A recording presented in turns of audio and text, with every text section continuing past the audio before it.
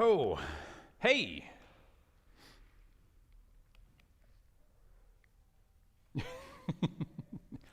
Okay. All right, it's 6:30. Everyone remember where we're at? We're looking at chapters 27 and 28 tonight. And chapter 26 ended with David stealing a spear from the head of King Saul, that and a cruse of water, and then ducking off in the night from the middle of their camp, and then saying, hey, look, I've got your spear. And King Saul ends up saying, is that you? And he says, yeah, it's me. And then they go about their ways, and Saul seems to have repented again one more time here. But David always takes that with a grain of salt now. So before we get into chapter 27, we're going to start with a word of prayer. Y'all bow your heads with me. Father God, we thank you for these evenings together. We thank you for your holy word. We thank you for the brothers and sisters in Christ that we have gathered here, that we sharpen each other, the fellowship that we have. We ask that the Holy Spirit would move among us this evening, that you would make the secrets of your word known to us, and that you would make us better Christians. In Jesus' name we pray. Amen. I'll give you all a joke too. Why not? You know the hardest thing about doing Bible study now is finding a decent joke every week. We're scraping the bottom of the barrel. This might stop sometime in the next couple weeks here. I don't know. So a middle-aged guy has a car accident, really bad car accident. He's taken to the hospital, and while he's on the operating room table there, he has a near-death experience, and he goes up to heaven, and he sees God. He says, God, is this it? Am I dying? God says, no, it's all right. This is a near-death experience. You've got about 30 years. You got another 30 years on earth, and then I'll probably be coming for you there. And so the guy wakes up, and he says, got another 30 years. So he decides, I'm gonna get lipo. I'm going to get a facelift. And he dyes his hair black. He just goes through every bit of it, dyes his hair, everything, because he's got another 30 years, so he's going to make the best of it. 3 months later, he's getting out of his last cosmetic surgery. He leaves the hospital, walking across the street, brand new body, brand new hair, and he gets hit by a speeding ambulance, and he dies. And he goes up to God, and he says, it's 3 months. I thought you said I had 30 years. And God goes, oh, I'm sorry, I didn't recognize you, man.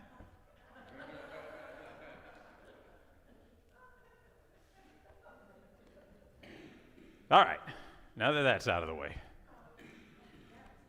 That was good. All right, well, I'll have you know, too, I changed it to a guy. The joke from the internet was about a woman. I said, no, that's not going to play well.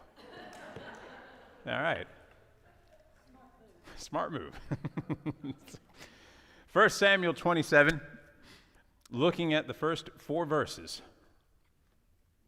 And David said in his heart, I shall now perish one day by the hand of Saul. There is nothing better for me than that I should speedily escape into the land of the Philistines. And Saul shall despair of me to seek me any more in any coast of Israel, so shall I escape out of his hand. And David arose, and he passed over with the 600 men that were with him unto Achish, the son of Maok, king of Gath. And David dwelt with Achish at Gath, he and his men, every man with his household, even David with his 2 wives, Ahinoam the Jezreelitess, and Abigail the Carmelitess, Nabal's wife. And it was told Saul that David was fled to Gath, and he sought no more again for him. So we're not told exactly how things have escalated from chapter 26 to here, but they had to have escalated somehow. Because when we last see David, he was safe, Saul was going home, things seemed okay for the moment, but now, given what we have seen of Saul in the past, they probably weren't going to last. I'm sure it didn't last, and we don't know again how much time has elapsed between 26 and 27, but for David to now be so sure that one of these days he's not going to have the upper hand and that Saul is going to find him, catch him, actually make good on all the threats that he's been throwing out. Maybe he came really close a time or two. However much time has passed, we don't really know. So David says, something's got to give. I can't keep going on like this. And it looks like the best option that he can think of is to go into the land of the Philistines to seek shelter in the only nation that King Saul has not been able to just completely dominate militarily. They wiped him out when David slew Goliath in the Battle of Elah. They chased him down, but that was a long time ago. They've been rebuilding their numbers. There's been a bunch of skirmishes. Saul sent David on a bunch of skirmishes, but as many of those little battles that they had, he's never been able to wipe out the Philistines to the point that he wanted to. So David says, you know what? I'm going to go down there and hide among them. And it's not like God tells him to go down there. The last instruction that David had from God was recorded from Dan the seer in chapter 22, telling him to leave the land of Moab, where he had left his parents, and go into the land of Judah.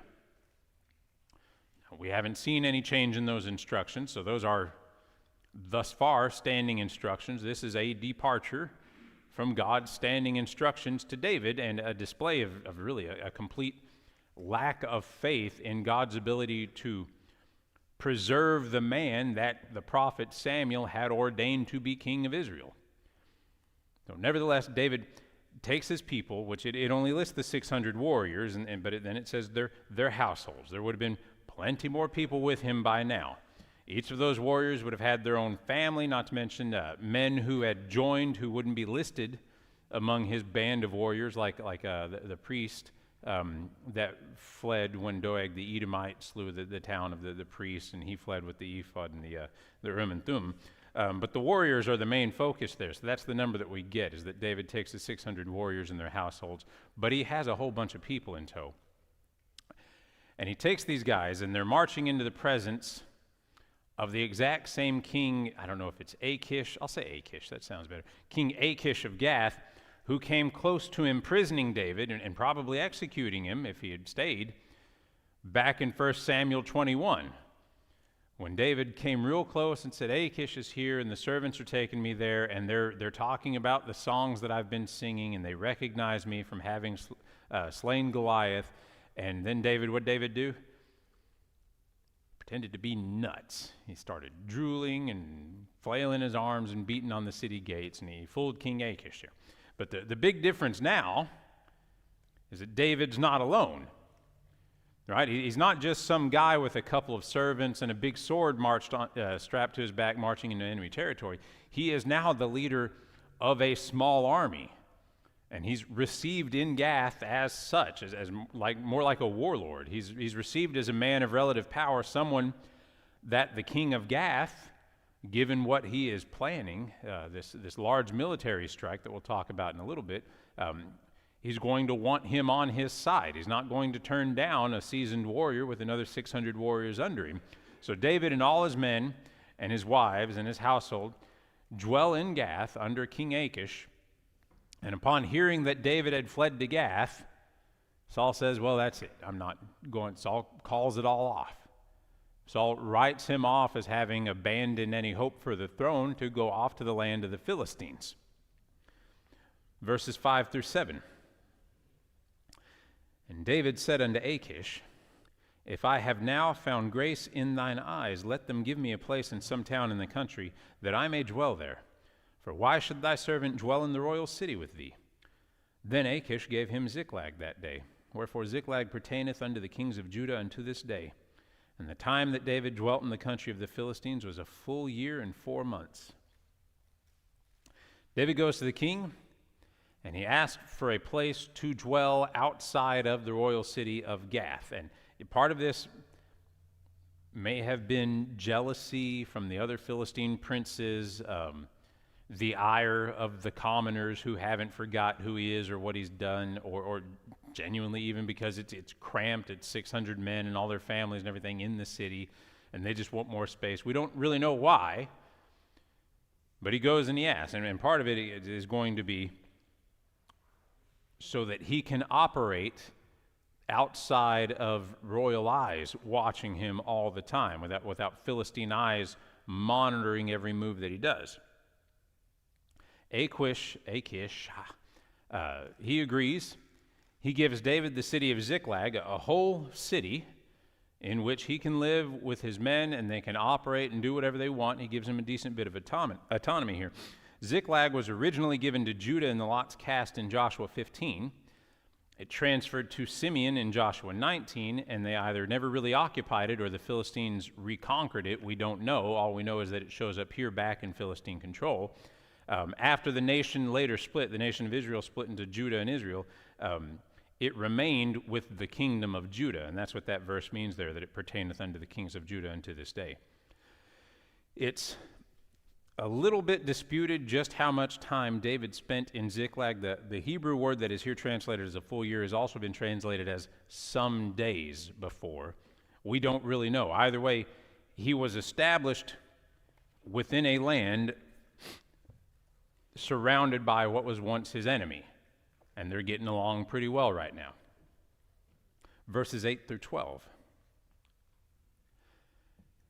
And David and his men went up and invaded the Geshurites and the Gezrites and the Amalekites, for those nations were of old the inhabitants of the land, as thou goest to Shur, even unto the land of Egypt.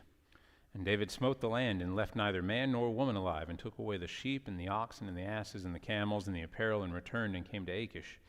And Achish said, Whither have ye made a road today?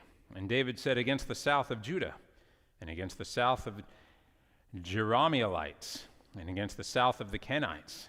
And David saved neither man nor woman alive to bring tidings to Gath, saying, Lest they should tell on us, saying, So did David, and so will be his manner, all the while he dwelleth in the country of the Philistines. And Achish believed David, saying, He hath made his people Israel utterly to abhor him. Therefore he shall be my servant forever. So David, off in Ziklag with all of his men, his own little city, without the Philistine royal house watching his every move, is conducting raids. As we read in verse 10, whenever the king would ask David where he's been and who he has been raiding, because that's how he's operating now. He is more or less a warlord under King Achish. He is conducting raids, taking booty, and kicking up a portion of it to the king. And anytime the king would ask, Where have you been raiding? David would tell him, I've been raiding the Israelites. He wasn't, but that's what he would tell King Achish. And he slowly convinced the king that he had turned completely against his own people, and that the general that they once loved was now hated by all Israel because he was such a scourge on their outlying towns. But David was really attacking, verse 9, it says, the Geshurites, the Gezrites, the Amalekites. These are nomadic Arab people that had descended from the Canaanites that God had commanded be wiped out for their wickedness. They're still wicked people. They're just not in cities. These are more Bedouin Arab nomadic people. This was a dark, bloody time for King David. He took it upon himself to go here, and it led to him doing this. And he took on the mantle of a more or less a ruthless pirate. He's a privateer. He's somebody who would pillage and kill and give spoil to his own king, and he didn't leave anyone alive. Not a single person to be able to find their way back to Achish and say, hey, I'm from the Amalekites, I'm from this wandering group of Bedouins, and we were just wiped out by David, and then have David come back, and the king ask him, where have you been? And say, oh, I've been fighting the Israelites. David doesn't want to be found out. So when he sets to raid a village or a camp, he wipes them out completely.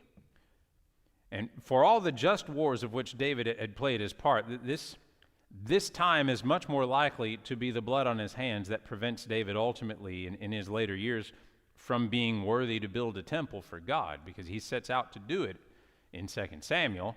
And God says, no, it's not going to be you. There's too much blood on your hands. Now, a lot of that blood was from just battles with the Philistines, battles that he was commanded into in service to his king at the time. This isn't that.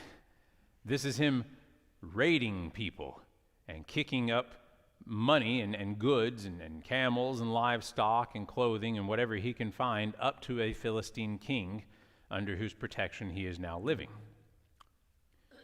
And yes, ma'am. Usually it says they killed every man, woman, and child. Mm-hmm. They don't mention children here.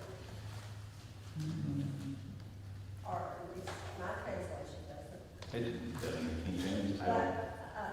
I wonder how those men felt putting swords through women. I don't know. You never put a sword I've through never put a sword through a woman. I don't know. Come here Sunday, though, and we'll see what we can do. We'll find out. No, Linda. Linda, you got a dark turn of mind this evening. You know, David did things that were on his own, but he was always okay. Saul did things on his own, and it was over. David kind of knew where the boundaries were. This is what you don't do, this is what you can do. Saul never seemed to understand that. It is, I don't know, it sounds callous to say it, somewhat of a gray area for him to be raiding the same pagan people, or at least the descendants of the pagan people that God had initially commanded to be wiped out and have not been wiped out. It's almost back and forth within, I don't know, the bounds of what would be an acceptable combatant. Again, it sounds callous to say that, but it sounds like David recognized that. At the very least, he's not going to bring himself to draw a sword against the Israelites, against God's chosen people. And, there were some lines that Saul definitely crossed that he knew he shouldn't cross, and David seemed to play much more in the gray. When was it okay for him to lie to the Philistines and say, I'm raising the Israelites? When he really was. No, he wasn't. But I mean, that's what I'm saying. He knew he understood, I can lie to them and God's okay with it, but I can't do this. I mean, there was some, I will not kill Saul, my enemy, even though I have all kinds of opportunity and reason. I could say self-defense, won't do that. That was a line he knew not to cross. But on the other hand, we can go wipe out these people. It's a clear recognition that Saul was the anointed king and the Israelites were the chosen people of God. It's the station that God had elevated those people in that king to. The Philistines weren't there in David's mind. Those were people that were on the wrong side of practically everything. And they're, for all we know, they're still carrying out child sacrifices as they're traveling around in their tents and camels and stuff. It's hard for us to understand. Well, you want to see hard to understand. Oh, I know. Chapter 28. Yeah, I get there. Verses 1 and 2. And it came to pass in those days that the Philistines gathered their armies together for warfare to fight with Israel. And Achish said unto David, Know thou assuredly that thou shalt go out with me to battle, thou and thy men. And David said to Achish, Surely thou shalt know what thy servant can do. And Achish said to David, Therefore will I make thee keeper of mine head forever.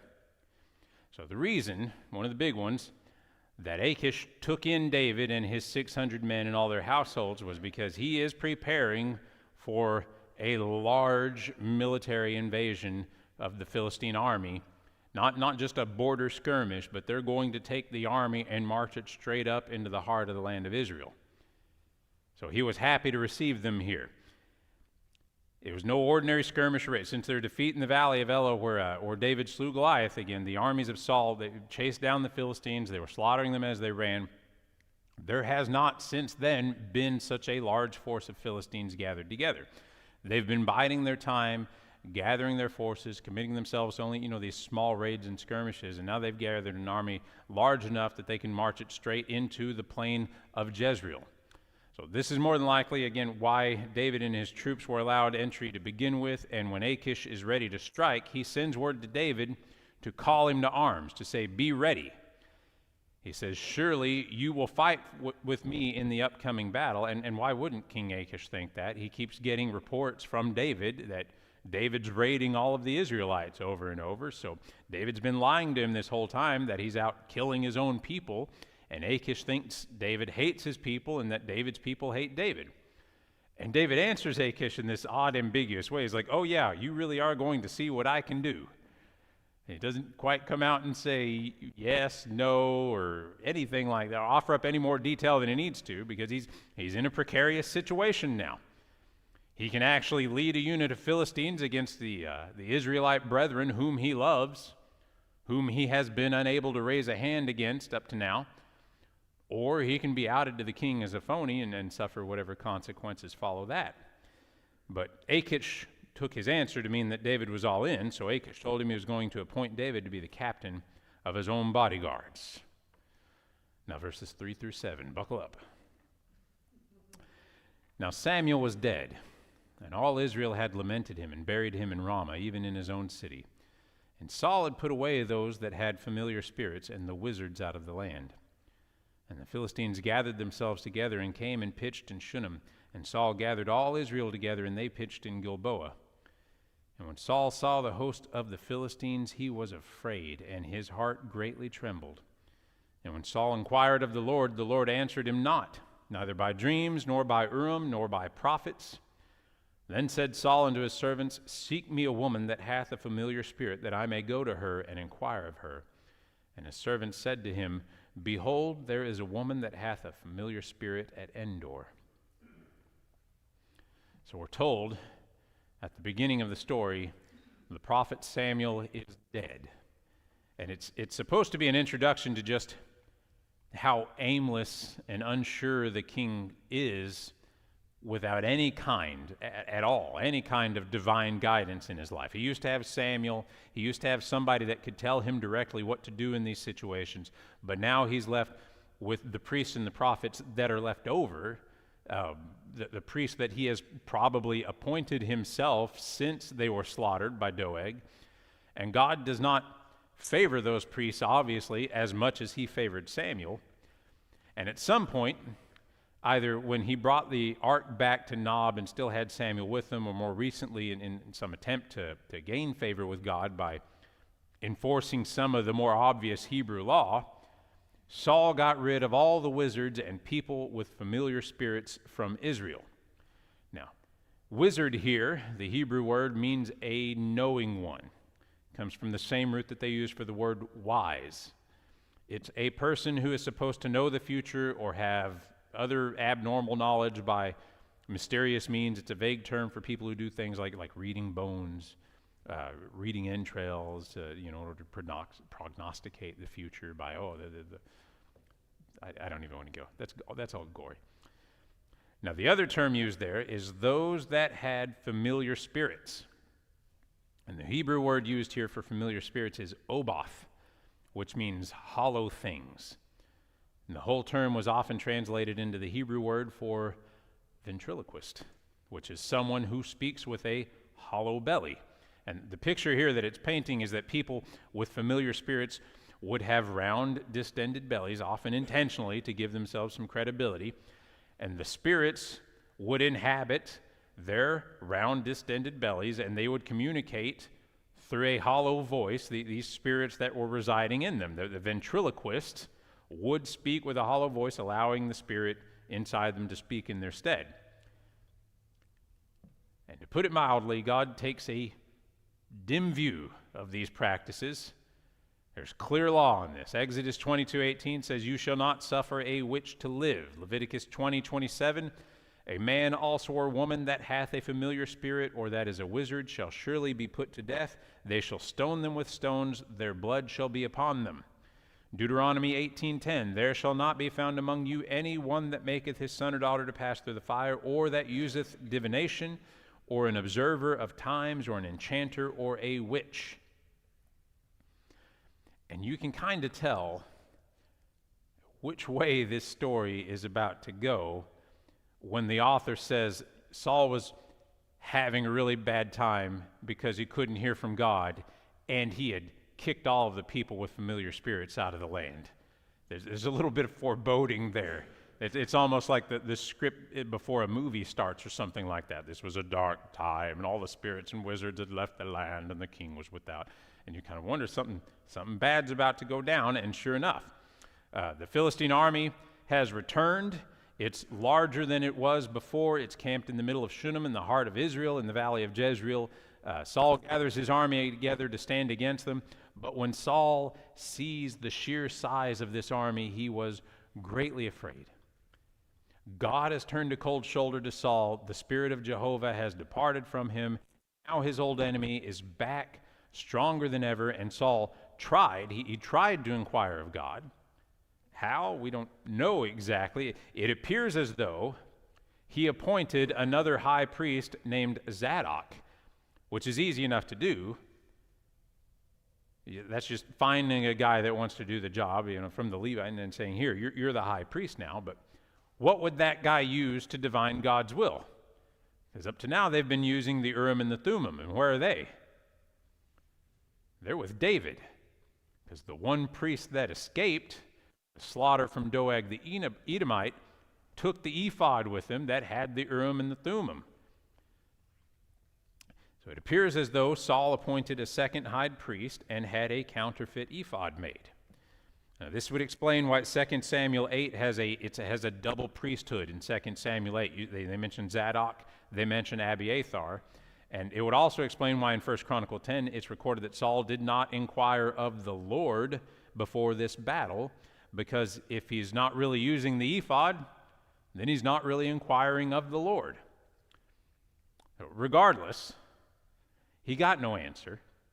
Whatever he tried, there were no dreams, there were no prophets, and the fake ephod gave no answer, so Saul did the unthinkable. He calls all of his servants together, and he said, I want y'all to find me a woman with a familiar spirit, with a hollow one. I know it's against Mosaic law. I know I banned them. Apparently it's under penalty of death too. We'll get into that in a little bit here, but he says, I want an answer about what's going to happen in the massive battle that's about to go down, and I don't care where I get this answer. I have to know. And one of his servants tells Saul, there is a woman in Endor who has a familiar spirit. Now, it's not in the Bible, but Jewish tradition that has been passed down over generations says that this woman was actually the mother of Abner. Abner is Saul's general. And that's why she's been spared exile or death up to this point. She's been allowed to live in her little hut. And that's why she's the only one that's left, and that Saul has a servant who happens to know about her. Again, that's not in the Bible. That's what the Jewish people have passed down generationally among themselves. So this is notably called the Witch of Endor, if you ever see anybody talking about it on Bible study topics or anything online. Verses 8 through 10.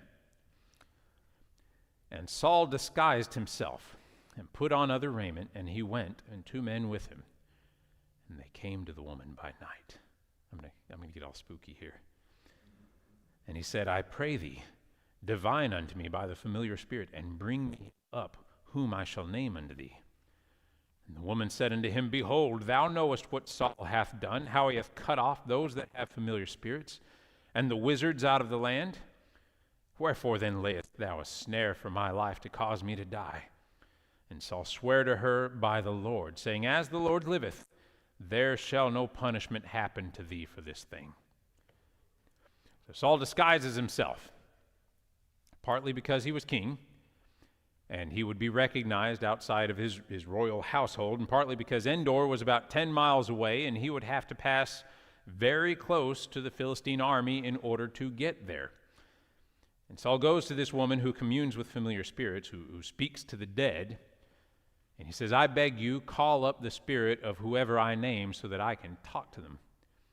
And the woman says, you know what Saul has done. You know the rules. I can't do something like that. If word gets out that I've been talking to spirits, they'll come knocking on my door. They'll either take me away or they'll stone me. Nope, that's too much risk. I'm not going to do it. And Saul says, I swear to you, nothing's going to happen to you.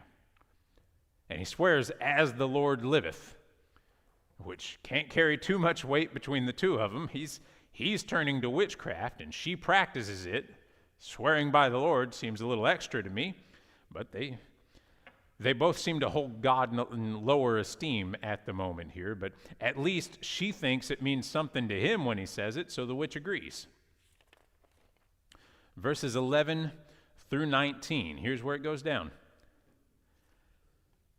Then said the woman, who can do a witch voice for me? We got any? I don't need any childhood flashbacks. I was just looking for a little theater. Then said the woman, Whom shall I bring up unto thee? And he said, Bring me up Samuel. And when the woman saw Samuel, she cried with a loud voice. And the woman spake to Saul, saying, Why hast thou deceived me? For thou art Saul. And the king said unto her, Be not afraid, for what sawest thou? And the woman said unto Saul, I saw gods ascending out of the earth. And he said unto her, What form is he of? And she said, An old man cometh up, and he is covered with a mantle. And Saul perceived that it was Samuel. And he stooped with his face to the ground and bowed himself. And Samuel said to Saul, Why hast thou disquieted me to bring me up? And Saul answered, I am sore distressed, for the Philistines make war against me, and God is departed from me, and answereth me no more, neither by prophets, nor by dreams. Therefore I have called thee, that thou mayest make known unto me what I shall do. Then said Samuel, Wherefore then dost thou ask of me, seeing the Lord is departed from thee, and is become thine enemy?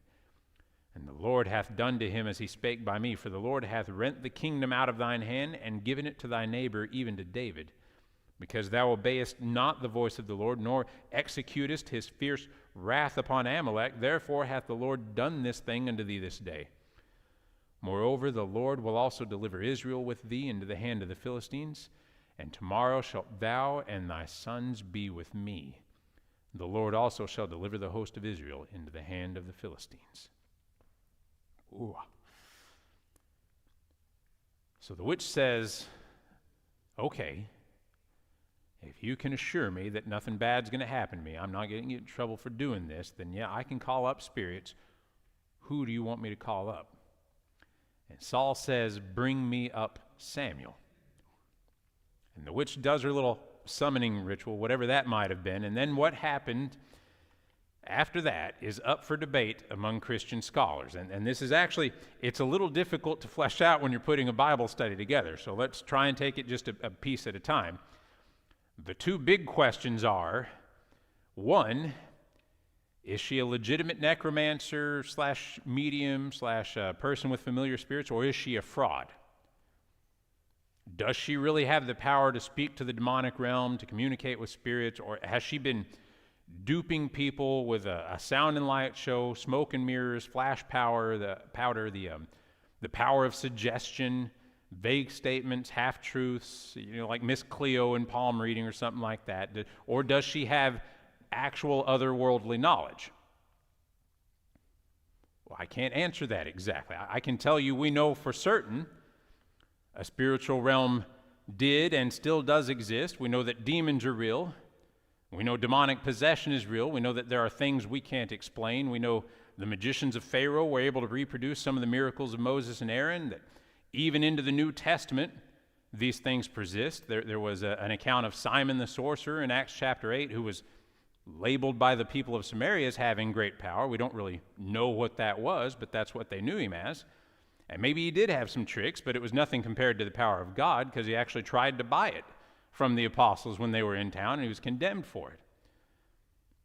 But as to whether or not this woman was a fraud or had some real supernatural ability, I can't say. It's very possible that when Saul arrived, she was planning on the same show of flash powder and moody mind games that she perpetrates on every sucker that happens to come through the door. Whether or not she was a fraud is not the point. The bigger, more important question is this: what did she actually summon? Because there was something was summoned. And well, a lot of people will read this and say, well, this must be a demon. Well, first off, that ascribes to the woman some kind of power then to summon demons. But secondly, what follows after this is not the exchange that we would expect to see from a demonic presence. And we'll talk about that in just a second here, but my general rule when reading the Bible is, and I've said it before, we take the Bible at face value for what it's saying, unless we have good reason not to. So the witch does her little song and dance. Something happened. Something happened that caused her to cry out in a loud voice, and at the same time caused her to recognize that the disguised man who had sought her out was actually King Saul. She comes to her senses whenever this summoning happens. And the most reasonable explanation for both of those things at the same time is that she didn't expect to summon the prophet Samuel, but she did. And his presence caused her to realize that the reason Samuel was genuinely summoned was because the man in her midst was actually King Saul, the king himself with his 2 servants. So a verse at a time there. Verse 13, and the king said unto her, Be not afraid, for what sawest thou? And the woman said unto Saul, I saw gods ascending out of the earth. So Saul can't see what the woman sees. He asks her what she can see, and she says that she sees spiritual beings. She uses the word Elohim. She says, I see spiritual beings coming out of the earth. It's the plural for little g, gods. That's been used in the Old Testament before. All she's saying is, I see spirits. I see creatures of a spirit-like form. In verse 14, and he said unto her, What form is he of? And she said, An old man cometh up, and he is covered with a mantle.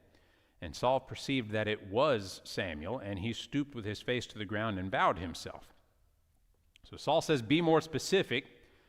The woman describes an old man covered in a mantle, not just up, but the word used there in Hebrew is it's upright. He's actually standing upright. He has it's a man of station. He's a bit more dignified than what she had expected. It may not seem like a description directly of Samuel, but what piece of clothing does it say he's wearing? It's a mantle, yeah.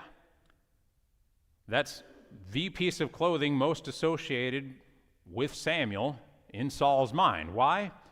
Because in 1 Samuel 15, verse 27, and as Samuel turned about to go away, he laid hold upon the skirt of his mantle, and it rent. And that is the time when Samuel took the mantle and said, just like you ripped this, God is going to rip the kingdom out of your hand. The figure and his clothing that the woman describes, they stick out in Saul's mind as being specifically that's what he thinks of as the prophet. And with that description, but apparently still not seeing anything, Saul gets down on his knees, bows his face to the ground before the prophet. Now, if this really is Samuel, have we seen anything like this in anywhere else in the Bible? Because we've seen theophanies. We've seen Christ take on a physical form. We've seen the commander of the armies that met Joshua. We've seen Melchizedek back in Genesis. We've seen angels. We've seen those kind of spiritual beings interacting with people. Have we ever seen anything like this? The only place I could think of anywhere else in the Bible where the spirit of a man has been called back to earth for whatever reason is the Transfiguration. So remember in the Transfiguration, Matthew 17, 1 through 6. And after 6 days Jesus taketh Peter, James, and John his brother, and bringeth them up into an high mountain apart, and was transfigured before them, and his face did shine as the sun, and his raiment was white as the light. And behold, there appeared unto them Moses and Elias talking with him. Then answered Peter and said unto Jesus, Lord, it is good for us to be here. If thou wilt, let us make here 3 tabernacles, one for thee, and one for Moses, and one for Elias. While he yet spake, behold, a bright cloud overshadowed them, and behold, a voice out of the cloud which said, This is my beloved Son, in whom I am well pleased. Hear ye him. And when the disciples heard it, they fell on their face and were sore afraid. In that passage, by God, the spirits of men were allowed to come back to earth for a time, not for any substantial purpose, but it did happen, and I racked my brain for forever, and that's the only other instance in all of the Bible that I can think of. We've seen people resurrected. They come back in physical form with their spirit joined to their body, but that's the only other time I can think of in all the Bible where man's spirit was allowed to come back to earth for any reason. So it's rare, but apparently it can happen. And unless there's some very specific reason to not take the author's account at face value, it seems to me like God used this occasion to send the spirit of the prophet Samuel back to earth out of Abraham's bosom to deliver one last message of condemnation to King Saul. Verse 15, we'll read it again. And Samuel said to Saul, Why hast thou disquieted me to bring me up? And Saul answered, I am sore distressed, for the Philistines make war against me, and God has departed from me, and answerest me no more, neither by prophets nor by dreams. Therefore I have called thee, that thou mayest make known unto me what I shall do. So even if he can't see the prophet, Saul can hear Samuel, and it's Samuel's voice to him. And they have a conversation, and we have no reason to believe that the woman is speaking for him or that a spirit speaking from her belly, as the traditional Jewish lore for familiar spirits goes. Samuel asks why he has been disturbed, and they are talking with each other. And I can imagine it would be an annoying thing even at God's bidding, which Samuel is happy to do, I'm sure. But the reason for it must cause every bit as much frustration as Samuel had with Saul while he was alive. He's being pulled out of Abraham's bosom to come back to and deal with this frustrating man who never did things right whenever he had him there as king. So Saul tells Samuel how much trouble he's in. Yes, ma'am. No, go ahead. I expected something tonight from somebody. I find it strange that he saw him coming up out of the earth instead of coming down. He did.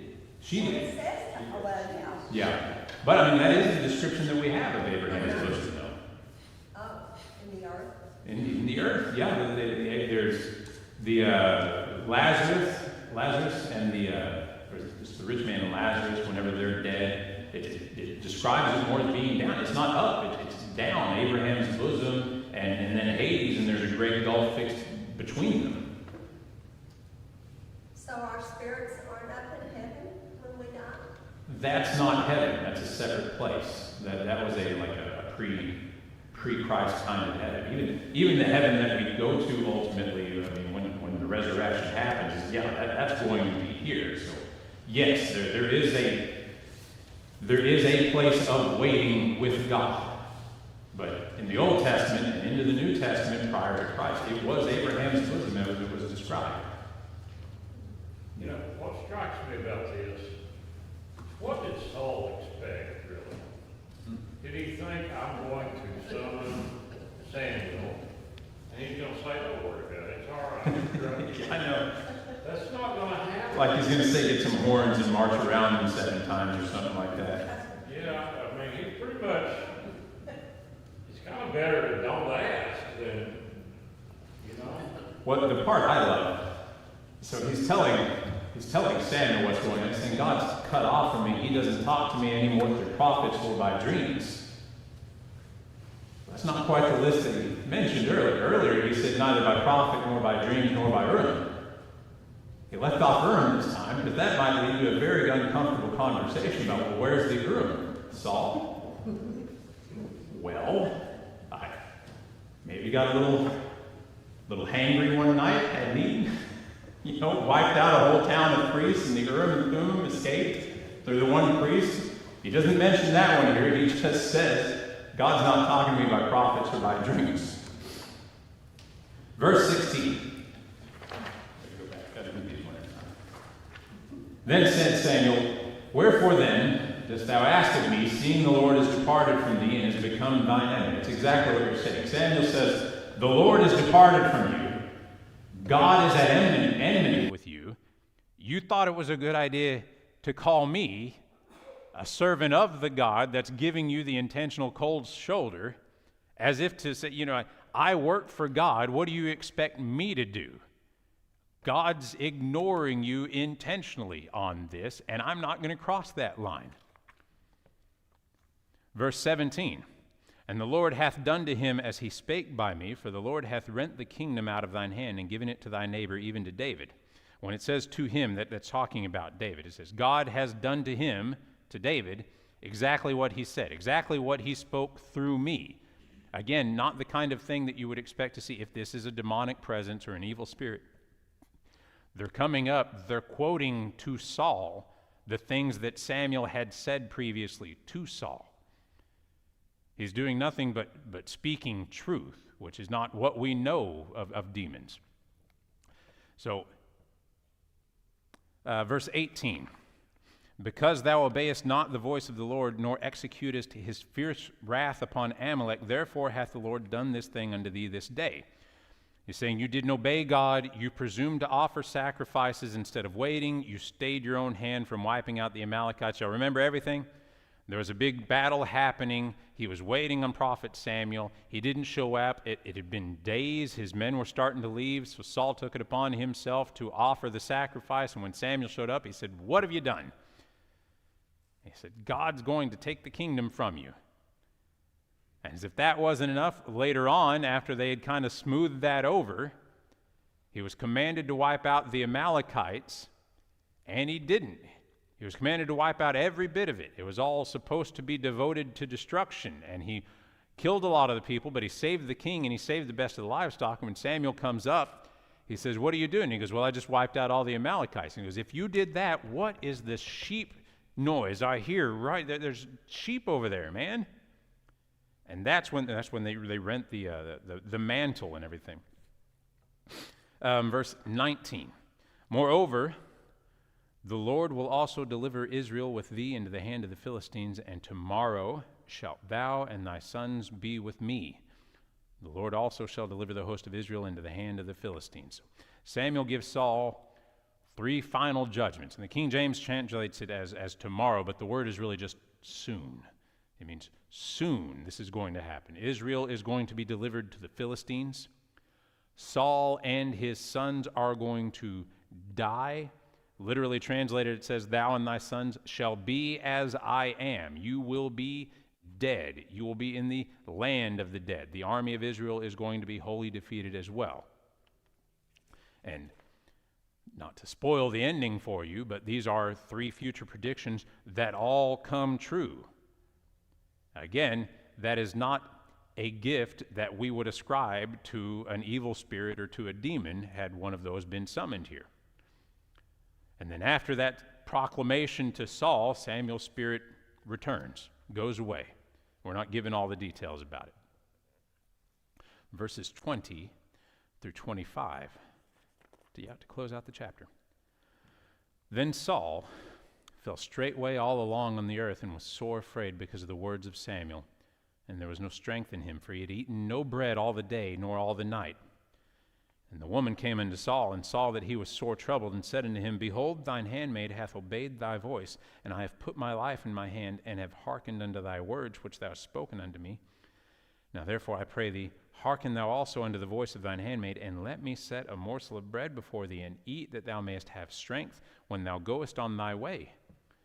But he refused, and said, I will not eat. But his servants, together with the woman, compelled him, and he hearkened unto their voice. So he arose from the earth, and sat upon the bed.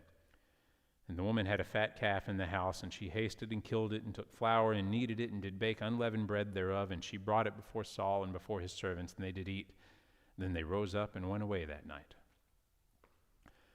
The final judgments that Samuel gives to Saul, the big 3 proclamations that you're doomed, Israel's doomed, your army is doomed, hit him like a Mack truck, and he just lays himself straight out on the ground. He is sore afraid. He's been so nervous this whole time. You know, he hasn't eaten anything all day, and now he's told that the moment that he's been dreading for years is fast approaching. He's been fighting it all along, but now there's no avoiding it. Saul is going to be a failed king. He had a few military victories, but then hubris, madness, paranoia, until finally his life is going to be taken from him by the same enemy that God had given him victory over so many times. And his sons were going to die with him. The line of Israel's first king was going to end. And those were Saul's 2 big concerns.